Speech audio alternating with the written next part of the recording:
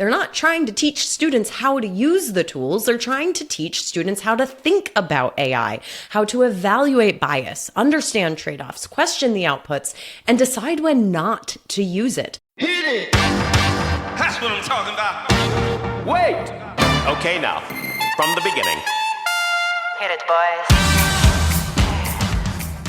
Welcome to Higher Ed Pulse, your no-fluff guide to artificial intelligence in higher ed. I'm Mallory Willsea, bringing nearly 20 years of edtech and marketing expertise straight to your earbuds. Higher ed leaders are expected to master AI overnight, but let's be real, no one has time to sift through every headline, hot take, or research report. That's why every Monday, I'll break down what actually matters. Fast, clear, and to the point. Want to sound like the smartest person in the room at your next team meeting? You're in the right place. Let's dive in. Welcome back to Higher Ed Pulse. On today's episode, every college says AI matters. Very few are willing to redesign the curriculum around it, but Agnes Scott just did. No, they didn't just add a course. They made AI literacy a baseline for every student in every major. And with me today to talk about it is Rachel Bowser, Vice President for Academic Affairs and Dean of the College at Agnes Scott College. She's leading one of the most ambitious curricular shifts in higher ed right now, embedding AI literacy into the first-year experience for every student. Her work sits at the intersection of liberal arts education, ethical reasoning, emerging technology, and she and her team is helping reframe what it means to graduate ready in an AI-shaped world. Rachel, I'm so excited you're here. Welcome to the Pulse. Oh, I hear you are a baseball fan and MLB's back, baby. So we got to talk about it. What's your team? And have you been excited about the early start of the season so far? Mallory, I am always excited about the start of the baseball season. This is what I look forward to from the minute the World Series is over. So my team is the Pirates, which means that I have been a long-suffering fan for many, many, many years. But we got a lot of excitement around the Pirates this year. We got a new hotshot shortstop in Connor Griffin. And so it's just so great to have some positive energy around the team. Who's your team? I feel like I can never say like I'm a Yankees fan, and like everybody who doesn't, like non-Yankees fans never like react well, but it's because of my grandfather, and may he rest in peace. I will die a Yankees fan. But I got to see the opening day game in San Francisco. It was Giants versus Yankees. Husband's a Giants fan. I'm a Yankees fan. I left that game very excited, and I probably won't watch another baseball game until it is the World Series. This is the type of fan I am, but go Yankees nonetheless. That's the kind of fan you can afford to be when you're a Yankees fan, because there's always like even odds, if not better, that you're going to see them in the World Series. Some of us have to really commit in for the dig deep, season. right? Yeah. I'll tell you though, Rachel, the coolest thing ever happened at that game during the Star Spangled Banner. There was and we couldn't see them at the time, but there was a bunch of drones that lined up in perfect formation. And at like the peak moment during the song, they puffed out colored like smoke, and it made the shape of the American flag. And it was like the entire crowd was like, it was so unexpected. It is the coolest thing I think I've seen at any professional sport event ever. And I know like there's clips online, y'all. You got to go find them. It was really neat. That cool. Oracle Park. Is it Oracle Park? Is that what it's called? I think it is. It's not AT&T anymore. Oracle Park it is. I think it's something else. Mm-hmm. It is a beautiful park, and you got to go, but it's one of those, San Francisco is this way, right? We went to a game there once in July, and I swear it was 50 degrees, like and windy and cold and wet, and the salespeople in the aisles that should be like hawking beer were selling like coffee and hot chocolate. Right. And I remember it never being so cold in my life. So you just never know when you go to a game in San Francisco. It sounds like you had the kind of experience you're supposed to have at a ball game. It was lovely. Are you going to get to any Pirates games this season? Yeah, I'm happy. Oh, yeah. I am very happy to report that we're going to make some trips up to Pittsburgh and see some games. And then I'm in Atlanta. I try to go to the game whenever they come through town. So we'll log some time this year for sure. Amazing, amazing. Well, y'all, let's get right into our topic today. Higher ed has spent the last 2 years talking about AI like it's an add-on, a workshop here, a pilot there, maybe a policy if things get messy. Agnes Scott, however, made a different decision. Starting in the fall of 2026, every incoming student is going to go through a required 3-part AI curriculum embedded directly into their first year experience. It's not optional and it is not major dependent. It is a move that lands in a moment where the gap between student behavior and institutional response is still widening. Students are already using AI constantly for writing, research, and decision making, and employers are expecting some degree of AI fluency alongside communication skills and critical thinking skills. But most colleges are still treating AI as either a technical skill or a risk to manage. And I love that Agnes Scott is reframing the problem. They're not trying to teach students how to use the tools. They're trying to teach students how to think about AI, how to evaluate bias, understand trade-offs, question the outputs, and decide when not to use it. So the bet's clear. AI literacy isn't a specialization, it's a baseline. And Rachel, we gotta dive deep into this. Redesigning a curriculum is no easy task. What made this urgent enough to stop treating AI like it is just an add-on? Well, I think, one way I would return that question is to say that as well as I do, that there are very few things in higher ed right now that aren't urgent. We are kind of at a moment, right, where all of the issues coming at us about how we show up for students, how we show up for communities, how we show up for employers, and how we understand what our work is, the urgency around all our answers to those has increased. And so we don't have the luxury that we used to of really reflecting in a slow way on all the different pieces and incrementally changing. So I'd say that's part of it, right? It's just everybody feels this urgency everywhere. The other part of it, I think, is pretty specific to our sector, right? There's a lot of ways that people do higher ed right now. There are way more engagement models than there used to be. This one, the 4-year residential small liberal arts model, it's more distinct than it used to be, right? We're not doing a lot of hybrid coursework, frankly, we're not doing any online coursework. Our students are in huge majority living with us in these dense communities for all 4 years, and they're doing really experiential education. So this landscape where AI becomes more and more what is driving questions around employment, questions around knowledge, questions around community, et cetera, it shows up differently in a model that is for students that are choosing a model that is a 4-year residential, in-person, experiential time, right? And I think what I want to suggest is that there is a kind of gut reaction that the places that are going to be at the bleeding edge of engaging higher AI in higher ed, that it's going to be these schools with a lot of technical programs or schools that are really focused on the technology-driven majors and industries. And I think that might be short-sighted as an assumption. I think instead that there is a kind of natural alignment between the students who choose a 4-year liberal arts residential experience-heavy education and the students who are inclined to look at this new technology and really wield it in the most powerful way. So you might not know this, but I am actually a product of a 4-year residential liberal arts institution and deeply believe in what that model offers to its students. I remember being in admissions and standing in front of the room saying, we're going to teach you how to think, not what to think. And you will be prepared for that job that doesn't exist today as a result. So it wasn't ever, the tools necessarily, but it was the skills and how to think and how to make decisions. I have to imagine that was a big component, a big driver of making these decisions around the first year experience and building AI into that curriculum. Do you think that your students were missing anything that made that necessary? Or was it more an acknowledgement that, hey, they're probably coming in here having or planning to use these tools anyway, and it would behoove us to help prepare them too?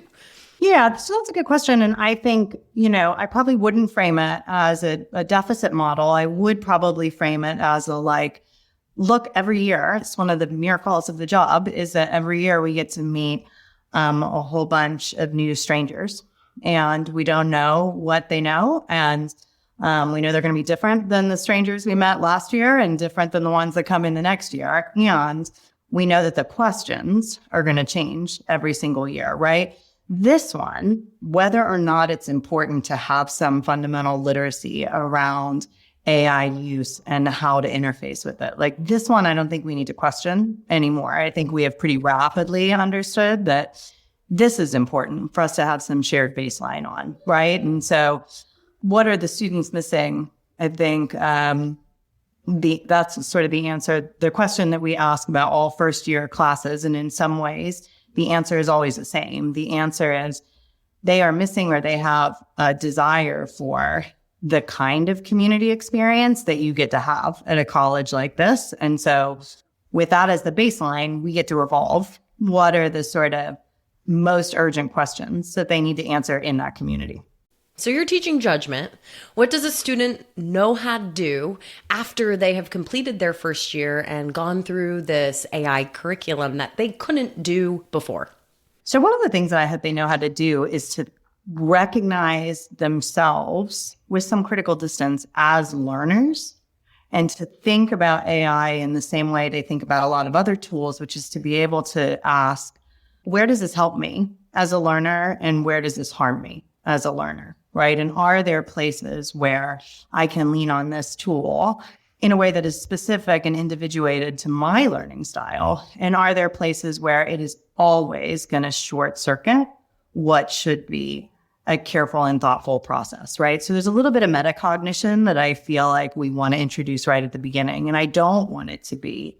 I think that we are at a point where we don't want our students going into their upper division courses thinking that the way they think about AI is always in a surveillance model, that they're thinking about how they need to avoid using it to cheat on something, or they need to figure out how to not get caught cheating on something, right? Instead, they need to be able to look at each encounter individually and say, is there a way for this tool to supplement my learning or to help my learning? So I guess, I'm an English teacher by training, and I think a little bit of what I want is for students to think about both AI output and about the AI models themselves as something that they can read skeptically and something that they can read generously, and that they need to use the time and the place to do any of those kinds of readings, right? You don't always want to read against the text. Sometimes you want to read with it also.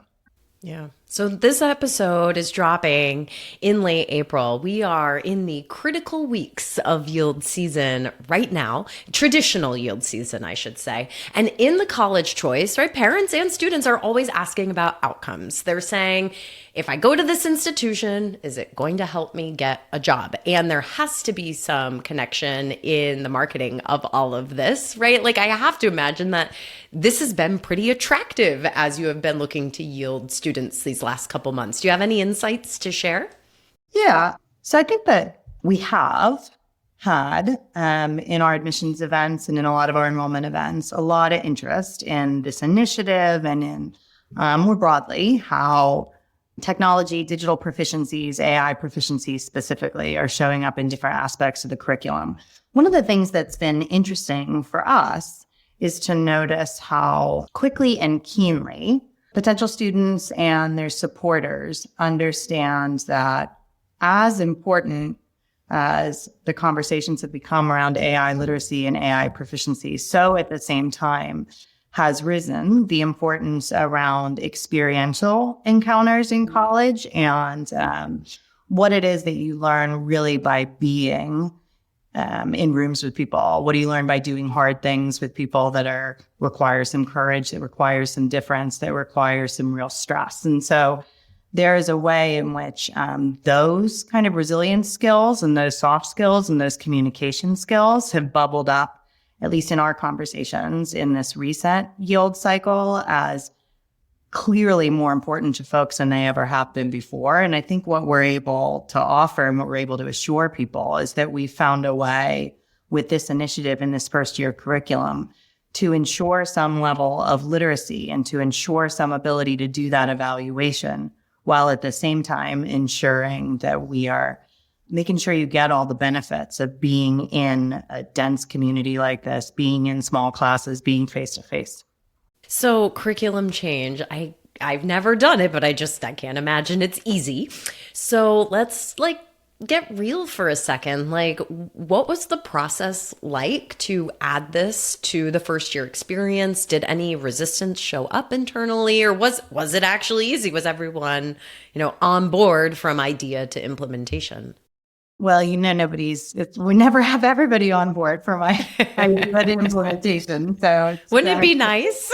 Nice to be able to frame that even as a possibility. I don't know if it would be nice, right? I sort of feel like so much of this whole project is built on the friction that you need. And there's a reason that we've got shared governance and that we've got all these productive tensions inside higher ed, right? Because they are productive tensions.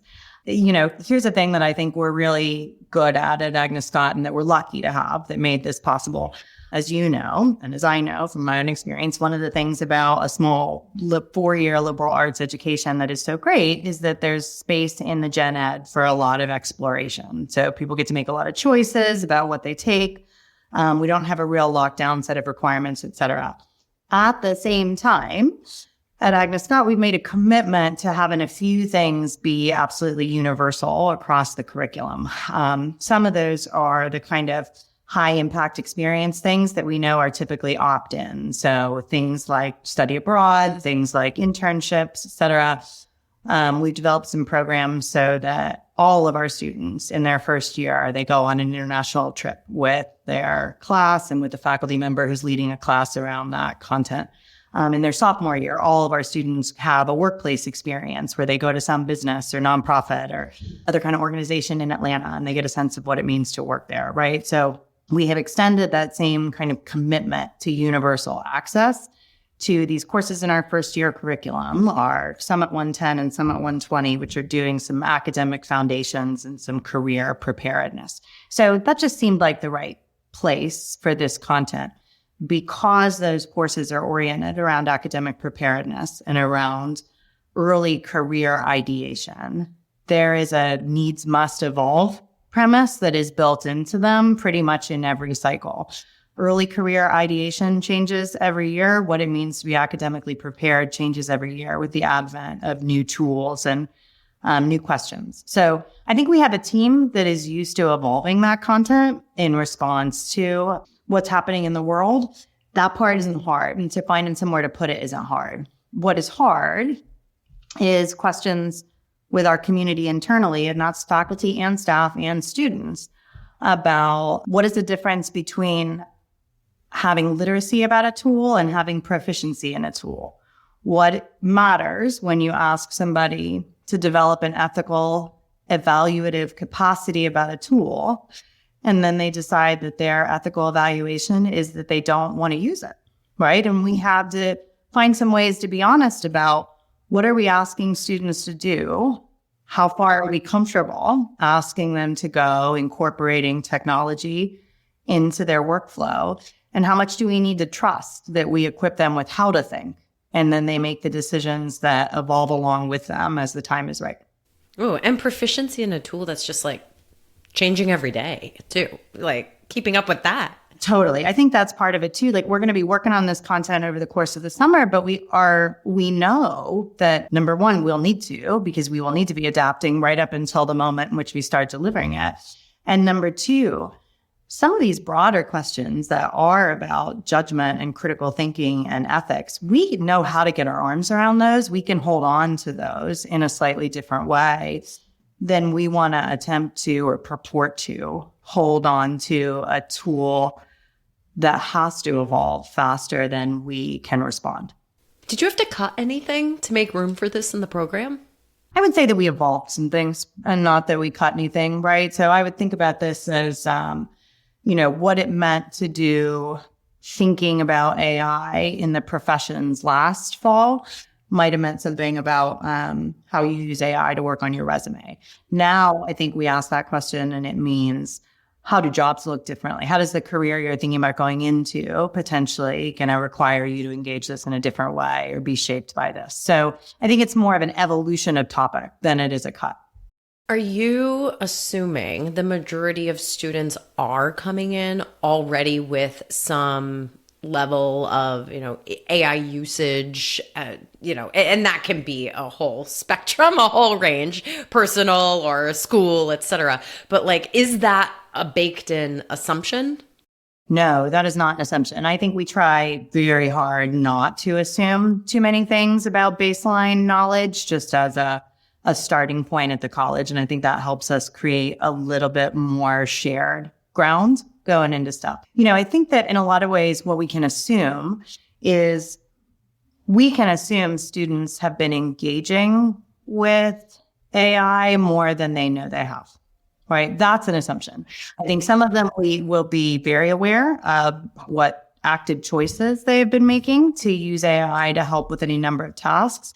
And some of them will be very unaware of the way AI is driving a lot of the content that they're getting, a lot of how their algorithm looks, a lot of how they're making choices, et cetera. It's those students that I think this is more important for than the ones who know they want to learn about AI, right? The students who are encountering all kinds of product and content that is being built around and from these LLMs without there being visibility around it, right? We want them to be able to scrutinize that as well. Yeah. It's so important to build that, that literacy ability.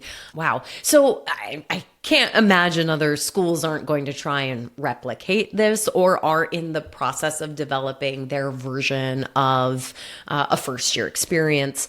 What is it that, what part of what you came up with really just works because it's how Agnes Scott is structured? So I think about this in two particular ways. One is, as I think we've already said, the liberal arts model, and particularly the liberal arts model that is based around a pretty close-knit 4-year residential experience, right? Where so much of what you're doing is based on face-to-face, in-person stuff. It's based on experiences. It's based on, frankly, dense, walkable communities and seeing a lot of people every day, et cetera. And it means that you can take these questions about a technology where there's so much anxiety about disembodiment and about dehumanization, and you can really explore them in a space that is so much about embodiment, and it's so much about being with your fellow humans, right? It's an opportunity, I think, to be more productive thinking about this work. That's one thing.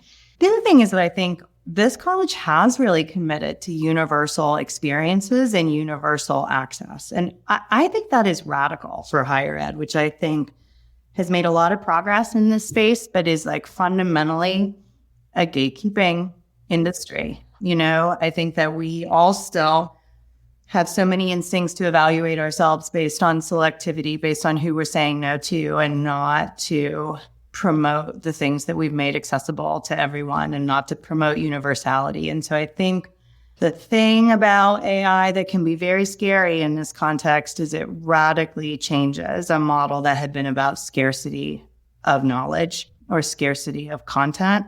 And that just doesn't obtain in this environment anymore. So to move well and effectively in this new environment, you need to have moved beyond feeling like gatekeeping and scarcity is what matters about this sector, and instead be in a place where your kind of bone deep way of encountering it is about ways of thinking, manners of thinking, and the people that you think with. And I think we're there. Yeah, that's beautiful. Oh my gosh. I wish I want to just end it there because that was so beautiful, but I would be remiss if I didn't ask about your success metrics. Like, how are you going to know that this worked? So it's a good question. We don't have, in some ways, it'll be the same as anything else, right? We'll have some learning outcomes that are associated with this particular content, and we will assess them in the way that we assess all our student learning outcomes, and we will make adjustments, and we will figure out how we need to tweak assignments, et cetera. So in some ways, I'd say this is the same as all the other skills that we're trying to teach. But I will say, in addition, I really think that we will be able to tell from the conversations on campus. We will be able to tell when the conversations on campus among our students shift in such a way that we see equal time given to the social problems that are created by AI, as well as to the social solutions that we can find using this technology. I don't think that anybody thinks the metric for success is some kind of universal adoption rate where we have all of our students proficient in, the development of agentic aids that allow them to get through their day most efficiently, et cetera. I do think, though, that we want them to be able to take this new technology and hold it at enough of a distance that they can see how they can wield it in whatever their field is and how they can step back from it in whatever their field is at the right moments and at the right times to make some positive social impact. Wow. Well, as we're winding this down, Rachel, is there anything I haven't asked you about this program that you were dying to let listeners know?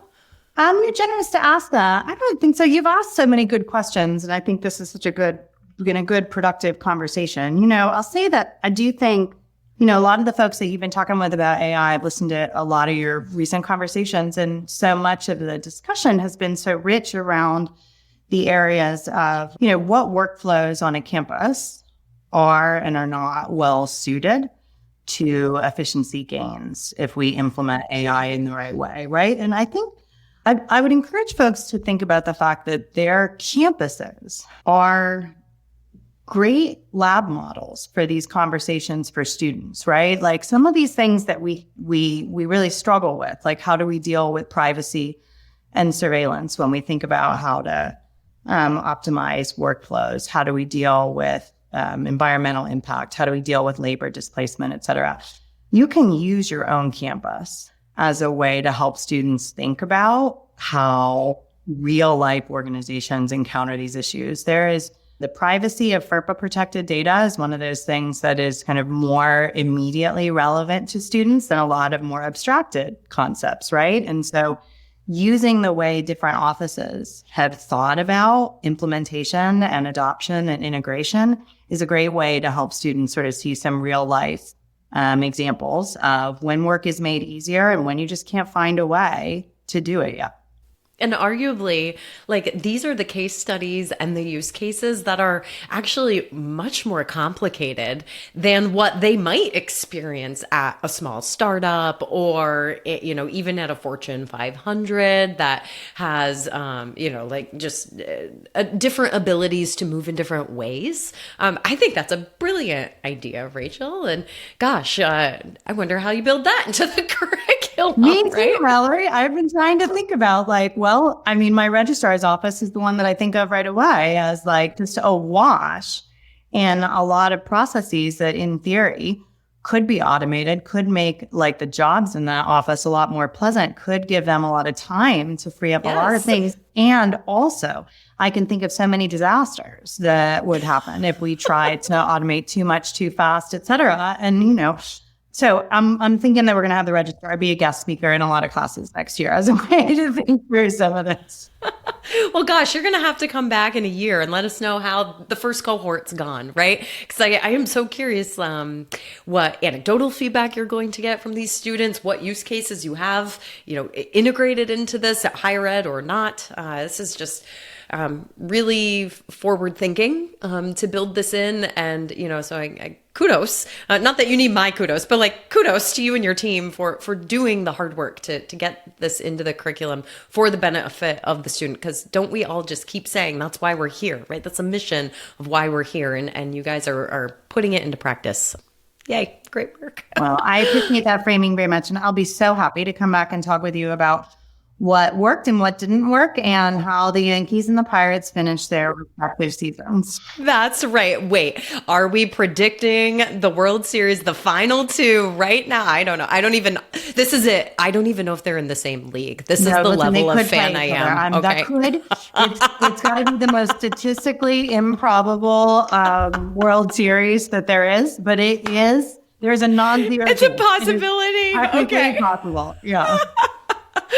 Well, folks, as we are winding down this one, I gotta plug the Engage Summit for just a second because it's coming up. It's just a couple months away. I am so sad that I will not personally be there this summer, but June 15th to the 17th, it is 2.5 days of big AI learning. And the goal this year is to help you build the agentic campus. If you go to the summit, you will learn how agentic AI is transforming campuses into intelligent, connected environments where data drives action and people thrive. Gosh, let's send every registrar to the Engage Summit. No? All right, folks, it was great. Rachel, thank you again. And y'all, we will catch you next time. Bye-bye.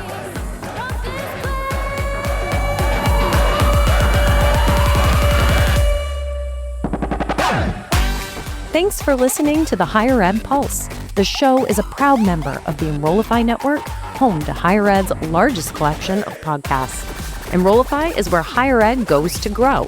So be sure to check out our other podcasts, webinars, video clips, blogs, and more. Visit Enrollify.org and subscribe for all the latest details and content drops directly to your inbox. Enrollify is brought to you by Element 451, the digital workforce platform for higher ed. Learn more at element451.com.